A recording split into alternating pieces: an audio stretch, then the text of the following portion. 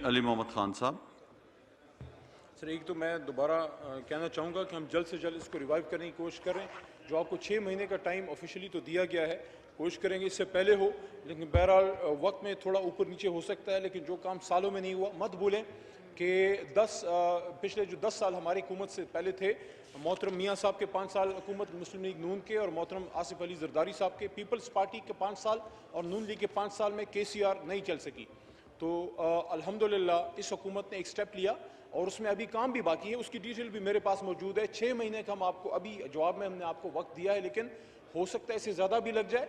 और अगर हमें ताउन मिला सूबाई हुकूमत का भी, थोड़ी सी डिटेल भी मैं आपको प्रोवाइड करना चाहूँगा। है तो बहुत ज़्यादा, लेकिन सिर्फ इस लिए ताकि इनको ये एहसास हो कि इस पर काफ़ी सारा काम हो रहा है। एक ही रिमूवल ऑफ इंक्रोचमेंट्स है ऑन KCR रूट, इसमें कमिश्नर और IG सिंध कराची से जो है उनकी रिस्पॉन्सिबिलिटी है। रिमूवल ऑफ इंक्रोचमेंट्स हैं बाय मिनिस्ट्री ऑफ रेलवे जो उन्होंने करना है।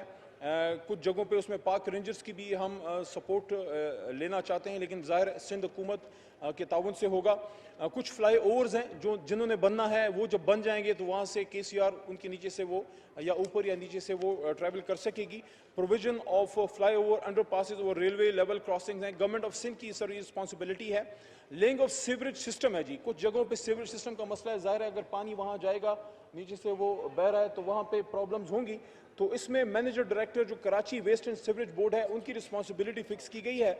इसमें construction of flyover at board office chowk for green line है BRT का, इसमें गवर्नमेंट ऑफ सिंध की भी है, CO कराची की भी ये रिस्पॉन्सिबिलिटी है। इंफ्रास्ट्रक्चर डेवलपमेंट कंपनी जो है कराची की, फेंसिंग वॉल अलॉन्ग KCR वो करना है गवर्नमेंट ऑफ सिंध ने।